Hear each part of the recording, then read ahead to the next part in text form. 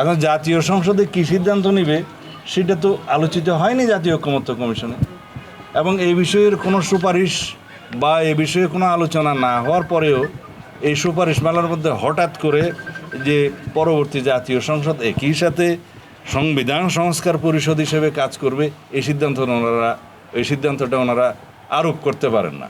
আরও এখানে আশ্চর্য হওয়ার বিষয় হচ্ছে যে তারা একটা টাইম লিমিট নির্ধারণ করে দিয়েছেন যে 270 দিন পঞ্জিকা দিন, মানে ক্যালেন্ডার ডেসের মধ্যে এই সমস্ত সংস্কার প্রস্তাবগুলো গৃহীত না হলে অটোমেটিক সেটা সংবিধানে সংযুক্ত হবে। এটা একটা হাস্যস্কর ব্যাপার। সংক্রান্ত যে গণপ্রতিনিধিত্ব আদেশ আছে আরপিউর 20 ধারার এক উপধারাতে একটা সংশোধনী কয়েকদিন আগে এই ক্যাবিনেটে ডিসকাসড হয়েছে এবং সেটা অনুমোদন হয়েছে বলে আমরা জেনেছি। সেটা হচ্ছে যদি কোনো রাজনৈতিক দল জোটভুক্ত হয় অন্যান্য দলের সাথে, সেই ক্ষেত্রে সেই নিবন্ধিত রাজনৈতিক দল তার নিজস্ব প্রতীকে নির্বাচন করতে বাধ্য হবে। আগে বিধানটা ছিল জোটভুক্ত রাজনৈতিক দলসমূহ নিবন্ধিত যারা জোটভুক্ত হয়ে নির্বাচন করবে তারা হয় নিজেদের প্রতীক অথবা জোটের অন্য প্রতীক নিয়ে নির্বাচন করার একটা স্বাধীনতা ছিল। সেই আইনটা যখন খসড়া আমরা দেখেছি, নির্বাচন কমিশন থেকেও আমাদেরকে পাঠিয়েছিল, এর মধ্যে মতামত আছে কিনা। এখানে অনেকগুলো সংশোধনী আনা হয়েছে, প্রায় প্রত্যেকটা সংশোধনীর সাথে আমরা একমত পোষণ করেছি।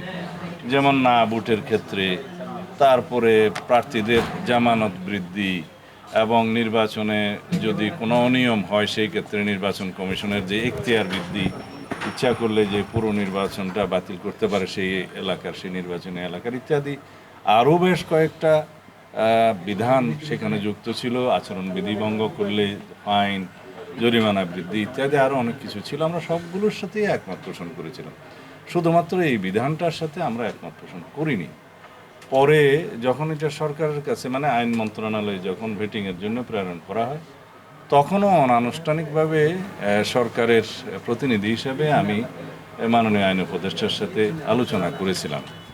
আলোচনার প্রেক্ষিতে তিনি বলেছিলেন যে এটা সরকারের নজরে তিনি আনবেন এবং এই বিষয়টা আলোচনা করে তিনি যাতে একটা বিহিত হয় সেটা বিবেচনা করবেন বা সরকার বিবেচনা করতে পারে, এই বিষয়ে তিনি আমাকে মোটামুটি আশ্বস্ত করেছিলেন। তো সরকারের কাছে নিশ্চয়ই তিনি উপস্থাপন করেছিলেন এবং সেটা উপদেষ্টা পরিষদে আলোচিত হয়েছে, সংশ্লিষ্ট উপদেষ্টাদের সাথে আলোচনা হয়েছে। তো যখন অর্ডিন্যান্সটি ক্যাবিনেটে পাশ হলো, উপদেষ্টা পরিষদে পাশ হলো, তখন দেখলাম এই বিষয়টা বিবেচিত হয়নি।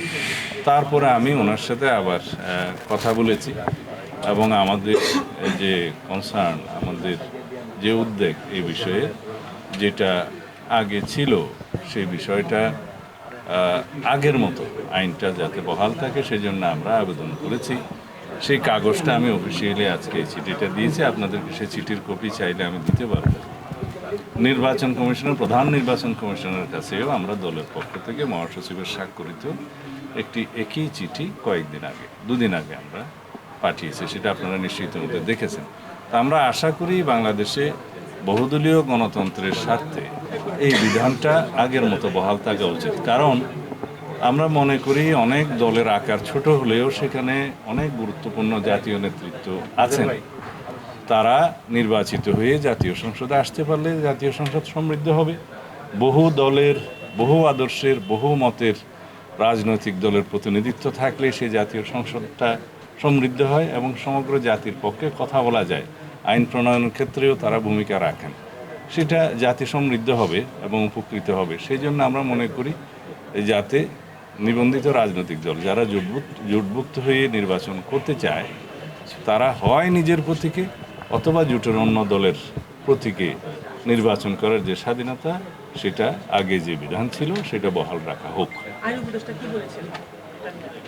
তিনি বলেছেন সেটা তিনি সরকারের কাছে এটা প্লেস করবেন, উত্থাপন করবেন এবং সংশ্লিষ্ট উপদেষ্টাদের সাথে আলোচনা করবেন, প্রয়োজনে নির্বাচন কমিশনের সাথে আলোচনা করবেন তারপরে সেটা কি করা যায় সেই বিষয়টা তারা বিবেচনা করে দেখবেন, আরও অন্যান্য দলের মতামত নেবেন। আমি এখানে আসলে নির্বাচন সংস্কার সংক্রান্ত কমিশনের সমালোচনা করতে চাই, কারণ নির্বাচন সংশ্লিষ্ট যে সংস্কার কমিশন গঠিত হয়েছিল তারা এই বিষয়ে আমাদের সাথে কোনো আলোচনা করে নাই, এবং সংস্কার কমিশনের জাতীয় ঐক্যমত্য কমিশনও এই বিষয়টি কোনো আলোচিত হয় নাই, এই বিষয়ে কোনো ঐক্যমত্য প্রতিষ্ঠা হয় না। তো এই বিষয়ে হঠাৎ করে নির্বাচন সংস্কার কমিশন একটা বিষয় আরোপ করবে বা ইম্পোজ করবে, সেটা সঠিক হয়নি। আইন উপদেষ্টা তার ভূমিকা পালন করবেন, সরকারকে প্লেস করবেন, সরকারের সাথে আলোচনা করবেন, সংশ্লিষ্ট উপদেষ্টাদের সাথে আলোচনা করবেন, নির্বাচন কমিশনের সাথে আলোচনা করবেন। অন্যান্য রাজনৈতিক দলও ওনার কাছে একই বিষয়ে দাবি উত্থাপন করেছে, সেগুলো সব বিবেচনা নিয়ে কি করা যায় সে বিষয়টা ওনারা ভেবে দেখবেন। আজকে যেটা সবচেয়ে জাতীয় গুরুত্বপূর্ণ বিষয় সেটা কি, জাতীয় ঐক্যমত্য কমিশন তাদের সুপারিশ সরকারের কাছে পেশ করেছেন। সেখানে এমন কিছু বিষয় উত্থাপন হয়েছে, আপনারা এখনো পড়ার সুযোগ হয়েছে কিনা আমি তো জানি না। আমি আসার আগে অনেকগুলো প্রিন্ট নিয়েছি, এখানে 6টা সংযুক্তি সহ প্রায় 100-2 কাগজ আছে, সবগুলো দেখতে পারিনি। এখানে দেখতে দেখতে আমি যেটা দেখলাম, জাতীয় ঐক্যমত্য কমিশনকে আমার ধন্যবাদ না দিয়ে উপায় নেই। কেন ধন্যবাদ দিচ্ছি? যে অবশেষে তারা তাদের প্রক্রিয়া কার্যক্রম সমাপ্ত করতে পেরেছেন।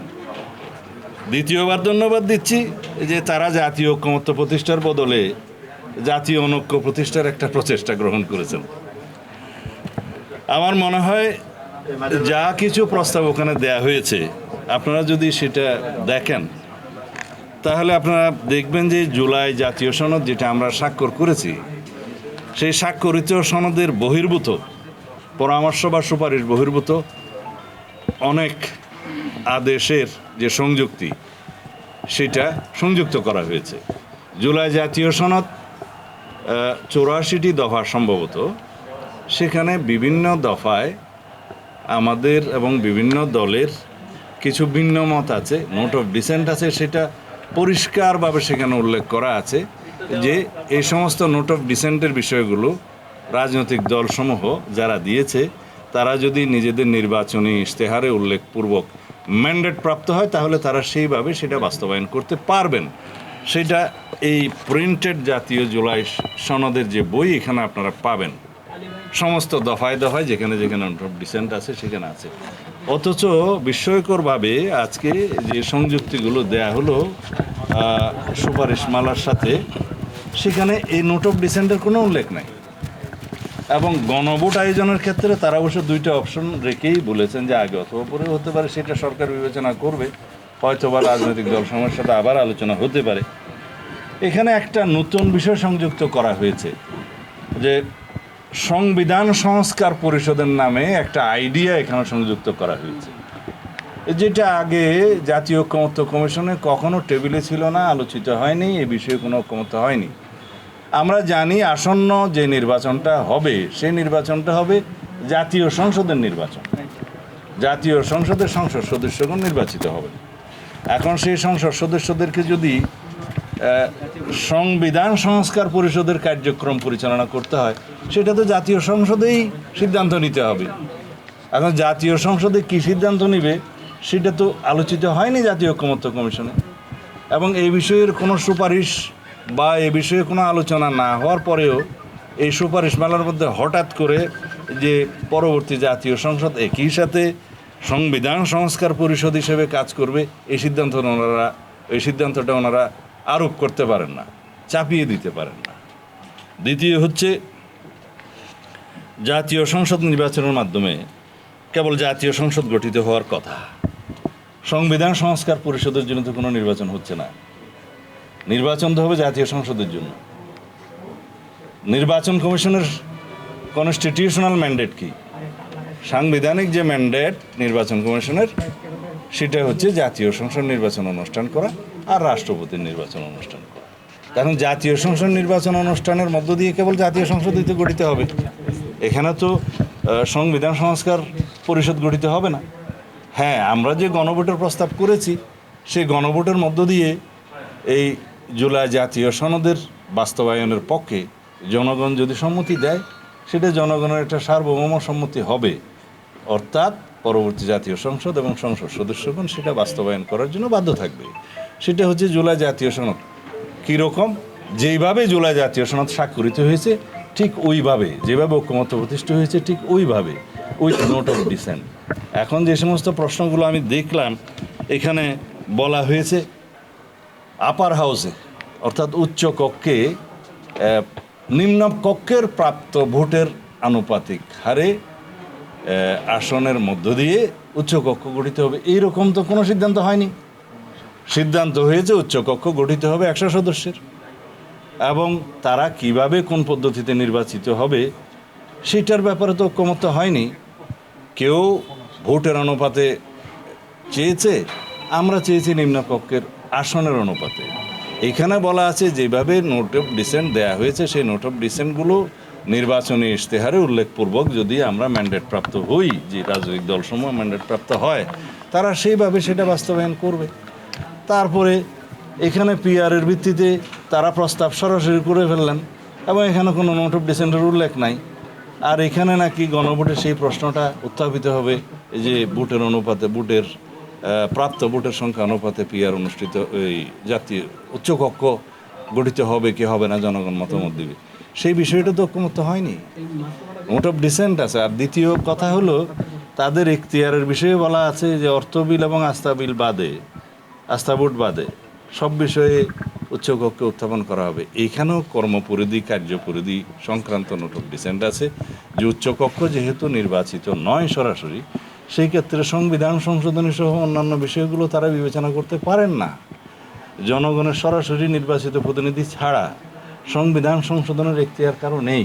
তো এই বিষয়গুলো আলোচিত হওয়ার পরেও, নোট অফ ডিসেন্ট থাকার পরেও তারা সরাসরি সংযুক্তিতে, এই আদেশের সংযুক্তিতে তারা রেখেছেন। এগুলো কোনোভাবে বিবেচনা করা যায় না। আরও এখানে আশ্চর্য হওয়ার বিষয় হচ্ছে যে তারা একটা টাইম লিমিট নির্ধারণ করে দিয়েছেন যে 270 দিন পঞ্জিকা দিন, মানে ক্যালেন্ডার ডেসের মধ্যে এই সমস্ত সংস্কার প্রস্তাবগুলো গৃহীত না হলে অটোমেটিক সেটা সংবিধানে সংযুক্ত হবে। এটা একটা হাস্যস্কর ব্যাপার। সংবিধানের কোনো বিষয় সংশোধিত হওয়ার পরে এটা একটা আইন, সেই আইনটা পার্লামেন্টে যথাযথভাবে পাস হওয়ার পরে যখন স্পিকার সই করে রাষ্ট্রপতির কাছে দিবেন, রাষ্ট্রপতি সই হওয়ার পরে সেটা তখন আইন হিসেবে পরিণত হবে, সেটা সংবিধান সংশোধন হোক বা অন্য আইন হোক। অটোমেটিক এটা পরীক্ষায় অটো পাসের মতো কোনো বিষয় তো সংবিধানে থাকতে পারে না। এগুলো কিভাবে সুপারিশে আসলো আমি জানি না। তাছাড়া এই তাদের সংযুক্তিরগুলোর মধ্যে একটা কলামে আমি দেখলাম যে যে সমস্ত আর্টিকেলগুলো সংশোধিত হলে গণভোটের ব্যবস্থা আছে, সেই গণভোটের ব্যবস্থার মধ্যে সেটা পরবর্তীতে সংশোধন হওয়ার পরে গণভোট হইতে হবে। রাইটলি আটার্ড, ওখানে আমরা কয়েকটা প্রস্তাব দিয়েছিলাম, সেগুলো সংযুক্ত হয়েছে। কিন্তু এখানে তো এই সমস্ত ইটারনিটি ক্লজগুলো তো এখানে আছে, বেসিক ক্লজগুলো তো আছে, সেগুলো তো আমরা প্রস্তাব করেছি সংশোধনে নেওয়ার জন্য। তারপরে আর কোনো গণভোট লাগবে না, আর একটা জায়গায় প্রস্তাব করছে যে পরবর্তী কোনো পদক্ষেপ লাগবে না, অথচ একটা ক্লজে বলছে লাগবে, আর একটা সুপারিশের মধ্যে বলছে লাগবে না। এগুলো তারা কেন খেয়াল করে না আমি জানি না। সংবিধান তো রাষ্ট্রের সর্বোচ্চ আইন, এই আইনগুলো সংশোধনের ক্ষেত্রে এবং সুপারিশের ক্ষেত্রে সর্বোচ্চ সতর্কতা অবলম্বন করা উচিত।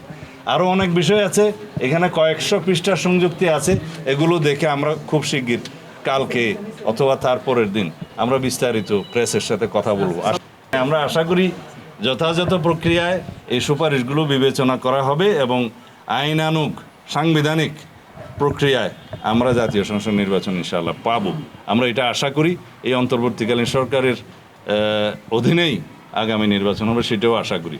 সুপারিশ যা দেওয়ার দিয়েছে, আমার মনে হয় জাতীয় ঐক্যমত্য কমিশন নিষ্কৃতি পাওয়ার জন্যই কিছু সুপারিশ দিয়ে তারা কার্যক্রম সমাপ্ত করতে চেয়েছে।